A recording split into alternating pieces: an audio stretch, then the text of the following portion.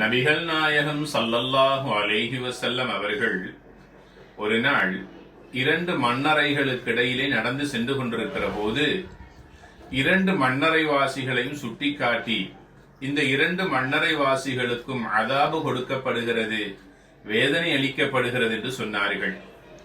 மட்டுமல்ல, தன்னை சூழ பின்பற்றி வந்த சஹாபாக்களை பார்த்து சொல்லுகிறார்கள், அவர்கள் ஏன் அதாபு கொடுக்கப்படுகிறார்கள், வேதனை அளிக்கப்படுகிறார்கள் தெரியுமா? அதில் ஒருவர் இன்னஹு லா யஸ்ததிரு மின் பௌலிஹி, சிறுநீர் கழித்துவிட்டு முறையாக சுத்தம் செய்யாததன் காரணமாக அவருடைய மண்ணறையிலே அவருக்கு வேதனை அளிக்கப்படுகிறது என்று சொன்னார்கள். இரண்டாவது மண்ணறை கபராளியை சுட்டிக்காட்டி சொன்னார்கள், இன்னஹு யஅதி பின் நமீமா, இந்த மனிதனுக்கு ஏன் வேதனை கொடுக்கப்படுகிறது என்றால், மற்றவர்களை பற்றி கோல் பேசிக் கொண்டிருந்ததன் காரணமாக அவர் இவ்வாறான தண்டனையை பெற்றுக் கொண்டார் என்று நபிகள் நாயகம் ஸல்லல்லாஹு அலைஹி வஸல்லம் அவர்கள் கூறிய இந்த ஹதீஸ் புகாரி முஸ்லிமிலே பதிவு செய்யப்பட்டதாக நபி தோழர் இப்னு அப்பாஸ் ரலியல்லாஹு தஆலா அன்ஹுமா அவர்கள் அறிவிக்கிறார்கள். ஆக மனித வாழ்க்கையில் சாதாரணமாகிவிட்ட இந்த இரண்டு பாவங்களை பற்றி நம்மில் அதிகமானவர்கள் கவனம் எடுப்பதே கிடையாது, பெரிதாக அலட்டிக் கொள்வதும் கிடையாது.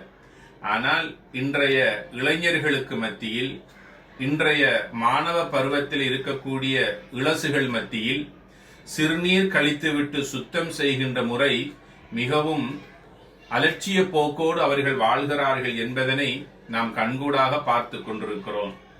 எங்களுடைய உடலும் எங்களுடைய உடையும் சுத்தமாக இருக்கின்ற போதே நாங்கள் தொழுகின்ற தொழுகை அல்லாஹ்விடத்தில் ஏற்றுக்கொள்ளப்படத்தக்கதாக இருக்கிறது.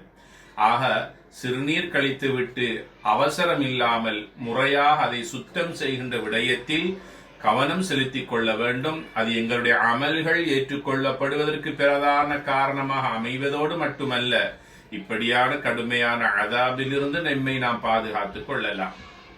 இரண்டாவது விடயம்தான் லா யதுகுலுல் ஜன்னத நம்மாம், கோல் சொல்லி திரிபவன் சொர்க்கம் நுழைய மாட்டான் என்றும் பிரிதோர் நபிமொழி மூலமாக நபிகளார் ஸல்லல்லாஹு அலைஹி வஸல்லம் நமக்கு தெளிவுபடுத்தி இருக்கிறார்கள். இவரை பற்றி அவரிடத்திலும் அவரை பற்றி இவரிடத்திலும் போட்டுக் கொடுக்கக்கூடிய கோல் சொல்லி இழிவான இந்த செயல்களை செய்யக்கூடிய பலரை இன்று சமூகத்தில் நாங்கள் பார்க்கிறோம். இது பள்ளிவாசலிலும் நடைபெறுகிறது, சந்தையிலும் இடம்பெறுகிறது. எங்கெல்லாம் ஒன்று கூடுகிறார்களோ ஒருவரை கண்டாலே அவரை பற்றி கோல் சொல்லக்கூடியவர்களாக இன்றைய மனித சமுதாயத்தில் பல பேர் மலிந்து காணப்படுகின்ற ஒரு அசிங்கமான செயலை பார்க்க முடிகிறது. ஆக மண்ணறையிலே இவர்களுக்கு அதாபு கொடுக்கப்பட்டதை நபிகளார் ஸல்லல்லாஹு அலைஹி வஸல்லம் நமக்கு தெளிவுபடுத்தி இருக்கிறார்கள். இவ்வாறான தண்டனையிலிருந்து நாம் எம்மை பாதுகாத்துக் கொள்வதற்கு எம்மை பற்றி நாம் சிந்திப்போமாக. வஸ்ஸலாமு அலைக்கும் வரஹ்மத்துல்லாஹி வபரகாத்துஹு.